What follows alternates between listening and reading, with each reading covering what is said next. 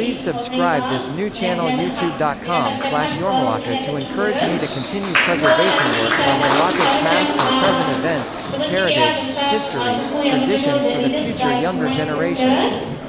请帮忙订阅这个新频道 YouTube.com/Your Malaka， 以鼓励我继续努力保留马六甲的文化、历史及传统，为了新一代的年轻人。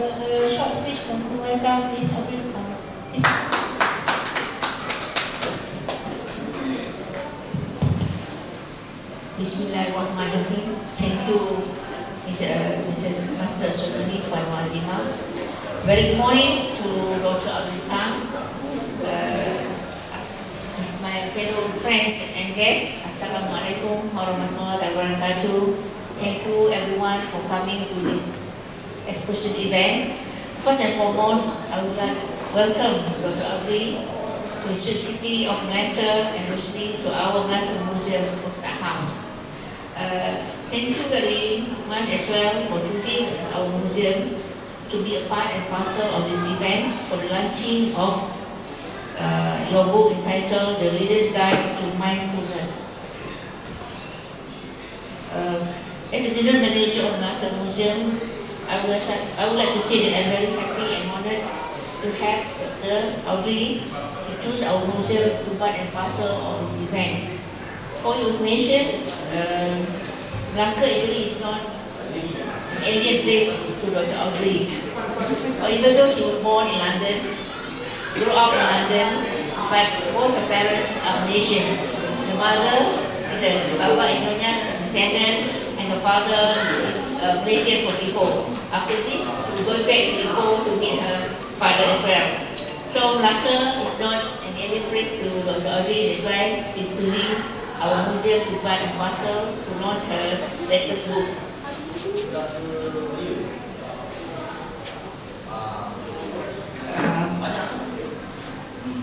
More or less, I don't want to give a long speech because today is also a very bright and sunny day, a good day for us to do something very good.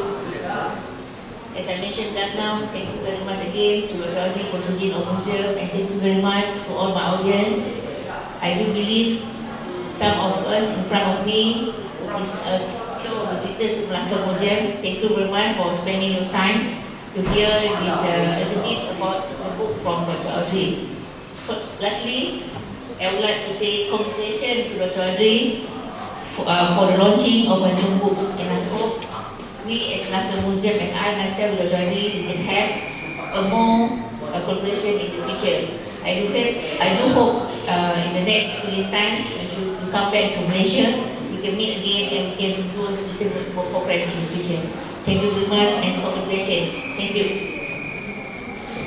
Without further ado, I'm inviting Dr. Audrey to give a speech. Please. Thank you very much. Selamat datang. I'm afraid my Malay is not very strong, so I will be delivering this speech in English. Thank you so much for attending. Melaka is very special to me. My grandparents are from Melaka, from the Babylonia, and my mother is from Melaka. Sadly, my mother passed away this year, and we always wanted to come back to Melaka to pay our respects. And it's absolutely wonderful that you are hosting me here, and it is my pleasure to attend. A little bit about mindfulness and a little bit about this very quick workshop is, of course, mindfulness has its roots in Buddhism, because mindfulness is part of the Eightfold Path. However, it is more recently coming into the workplace with well-being, with our own busy lives, with the fact we almost all live our lives on smartphones now and on computers, on Blackberries. We always seem to be connected, and sometimes it's important for us to just switch off. So a little bit about the book itself and a little bit about what's going on today. This is the Leader's Guide to Mindfulness, and the museum is selling the copy today at a very, very special price of 60 ringgit. It retails for 72.50 otherwise, or 14.99 in the UK. But as a very special thank you from me for attending, you do have access to the guided meditations with this particular password here. So everyone who attends, please do pick up one of these flyers because you will get access to all of the recorded meditations so you can spend that moment with yourselves. You also, please pick up a free pen and a little stress animal. It's just releasing any tension. They're not sweets, please don't eat them. So let me talk a little bit about mindfulness itself. The sad part about mindfulness is because it has come into the mainstream as a term, it is losing its meaning. Instead of really thinking about what it is and how we can become more aware of ourselves and the world, what tends to happen is we just say, oh, let's be a bit mindful of something, and no one really understands what we mean by that. So let's talk a little bit. First of all, a lot of people think it is yoga and meditation. That's all we do. We deep breathe and we stretch a little bit. Now, let's not forget, deep breathing, stretching, all of those are incredibly important, purely because our minds and our bodies can calm ourselves down if we're feeling stressed. However, one of the worst things you can say to somebody when they are stressed is, calm down. So what do we need to do?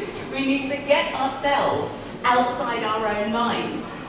And one way of doing this, and this is a little quick tip from me, is to take yourself out of there by, when you want to calm down, maybe count the tiles. And as you're counting the tiles, you'll find yourself thinking 1, 2, 3, 4, and breathing much more slowly. Your body is able to relax a little bit more, and you're not dwelling on whatever it is that's been in your mind. So that's something that's very, very important. Now, I know I skipped over as a little slide here, but I'm going to ask you to join in with a couple of bits of today's session. Do any of you practice affirmations at all? Do you ever look into the mirror and say to yourself things like, I'm going to do well today, I'm a strong person?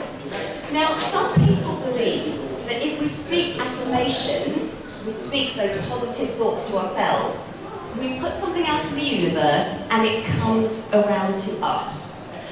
What I would say is something that Richard Wiseman, a psychologist from the UK, has said, is we love thinking about coincidences.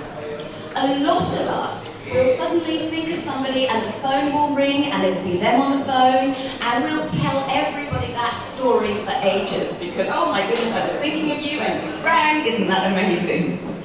Our brains as humans are primed to look for coincidences. Therefore, the thoughts we put in our own mind are the things we will naturally look for. Therefore, isn't it better to have in our minds something positive, such as I am a successful person, or I will be compassionate to others, rather than focusing on the negative. So I'd like you to join in with me this first little bit. And on the board there we have, success comes naturally to me. As I become more and more successful, I help more and more people.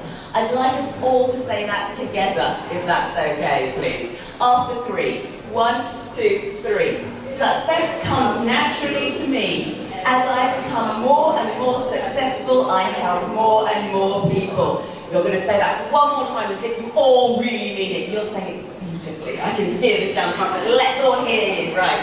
1, 2, 3. Success comes naturally to me. As I become more and more successful, I help more and more people. Wonderful. That's all that's known as is being a positive, naive empiricist. In other words, we're just being a positive thinking lay scientist. We don't have to be scientists, but we start looking for the positive. Next. Sorry. Oh my goodness. I think I've done something a little bit strange. If we can go to the next slide, which is this one here. Okay. My next little task for you is I would like you to observe the room. Now this is something a little bit special because I'm going to ask you after 30 seconds if you can tell me, as if I were a playwright, I was writing this down to describe it as a scene, everything that you observe. So you're going to have 30 seconds Please observe the room. Here you go. I promise it's not an exam. Terrible technology. So, look around. Okay. 5 more seconds. Who feels confident in talking to me about what they've observed? Oh, yeah. Well volunteered. What? Okay, so I would say there's a lot of people nowadays today, Yes. and most of them come because of they want to hear you talk about your books. Yeah. Actually, thank you. That's very kind. Anything else anyone would like to add to that? Lots of people. Anything else you've noticed? Beautiful ladies. Oh, beautiful lady. Ah, I see what you're noticing. See, that's actually quite mindful. That's awareness of what your surroundings are. Anything else? There's a lot. Yes, a lot of process. Absolutely. What's really lovely is you've given me some slightly more in-depth things. When I do this exercise, usually my students say to me, there's fans on the ceiling, there are chairs, there's a table, and it's not particularly inventive. However, how many of you really thought about looking up, looking out, looking under? When we say observe, we naturally think we look with our eyes, whereas we can observe with all of our senses. And the more we do that, the more awareness we find in everything around us. It will be things like, are there certain smells in here because there's a lot of wood? Is there a certain temperature in this room? All of those things may help us in the future if we're trying to think maybe creatively, rather than thinking, oh, what might my client want, or what might my child want, or what can I get for someone as a present? Instead of thinking about the obvious, we might start thinking, oh, what about food? Or what about music? Or what about something else? So mindfulness is about opening our awareness to everything that's going on around us. And the more aware we are, the more choices we can make with our behaviours.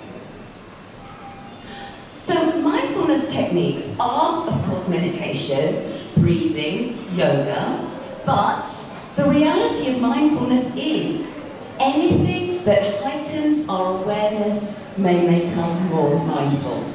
It sounds very much like common sense. Unfortunately, common sense is not that common to everybody. Something I'd like you to think about is how many of you rush through your day? Is there a familiarity about asking someone, oh, how did your day go? And then you start going, oh yeah. What was that? Oh yeah. Sounds very familiar, doesn't it? We are attached to these little things here. Sometimes it can be more important to be able to do one task, then go on to the next task, then go on to the next task. Because what that allows us to do is focus for that little bit longer on the next task that we've started, rather than asking somebody, oh, how was your day? I just need to answer this email, I'm trying to listen to how their day went, but then don't carry on thinking about the day when you're writing your next email. And then when you finish with your email and you're starting to cook dinner, then think about something different. But how might you do that? Does anyone know what wine tasters do between tasting wine? Does anyone know what they do in between that? We don't drink wine. Oh, no. It's a very British thing, this, isn't it? Very European. When people taste wine, they don't drink a lot of it. All they do is they just taste it, then they spit it out. Then what they do is they have a water or a water biscuit. This is to cleanse the palate. So something you can try in between, so they don't mix all the taste. So similarly, so you don't mix all your tasks, is in between doing one thing, such as asking someone about their day, maybe just shake out a little bit. Do something to cleanse your mind before you start your next email. Then when you start your email, you finish your email, get up, maybe splash a bit of water on your face, or have something to eat, have something to drink, then move on to the next task after that. That way, when you start the next subsequent task, what you're able to do is you're able to get to that a lot faster and focus on it a lot more. Now, it's very important to think also about self-care. One of the criticisms of mindfulness is that does it make us selfish? Because if we're always thinking, oh, we must care about ourselves, we must worry about what our mindset is, do we stop thinking about other people? The truth is, no, we don't. What mindfulness does is it allows us to be more compassionate to other people. Let me ask you a question. How many of you say yes to anything that you're asked? You just keep saying yes if someone asks you, oh, could you help me with this? Yes, I can do that. Can you lend me some money? Yes, I can do that. Can you help me move house? Yes, I can do that as well. Does that sound familiar to anyone? Do you say yes? Quite a lot. Yes, you do. That's wonderful. Sometimes the problem with saying yes to everything is that when it comes to it, you may suddenly think, I don't really want to do this, and then the quality of what you do isn't anywhere near as good as it could have been. A little tip from me here is to actually not say yes when you're in a good mood. Because when you're in a good mood, everything sounds great. Yes, I'll help you with this. Yes, I'll help you with that. Then it comes around to it and you don't want to do it anymore. So, a mindfulness thing you can say to yourself or say to the other person is, I'll tell you at 5 o'clock, I'll tell you later, I'll bring you back and I'll confirm. Just give yourself that little bit of time to think, do I really want to do this? The whole point about self-care and compassion is that if we are able to look after ourselves, then we also are able to look after other people. Just as I come towards the end of this little workshop here, can I ask for a show of hands? How many of you recently have, for example, been a shoulder to cry on? Just a show of hands. Being the person other people come to talk about their problems. Anyone do that? Ah, we've got someone down the front here. Let's imagine this is you, and this is you containing the emotion of other people, okay? Next question. How many of you have stayed late at work to finish something off that has been somebody else's responsibility? Do you do that ever? Sometimes? Does anyone do? I can see a little bit of a nod there. Okay, that's you containing someone else's anxiety. How many of you offer to cook for other people or babysit for other people or look after them? Yes, that's you containing other. You can see where this is going, can't you? Unless you say no, what is going to happen? What is going to happen in a full? Not only that, it's going to start overflowing. This glass, and this is you containing, is no longer functioning as a container. So unless you empty this glass a little bit every so often, and that is what self-care does for you, you are not going to be able to contain in the future. So it is really important to think about what makes you feel good, and when you feel good, you're more likely to give the best service to other people. So always think about those things. So as we come towards the end of this, the real benefits of mindfulness are as follows. When you think about all of the abilities you have, such as strength, charisma, being spirited, being kind, mindfulness is not adding to those skills. You don't have to sit there and learn something new. What it does, being able to look after yourself, being able to think about being more aware of everything around you, all it does is it broadens those skills. It gives you more depth, it gives you more breadth to your ability. So I will leave you on one little thought. When it comes to mindfulness, the best time, of course, to start practicing was probably about 3 years ago. The second best time to start practicing, and hence the guided meditations, and thank you so much for coming, is of course now. Do make that commitment to yourselves, to your well-being, and to your success in 2019. And thank you so much for having me.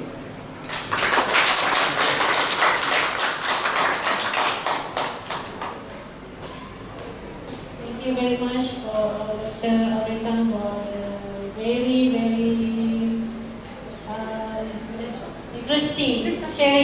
today. So, yeah. How to find ourselves.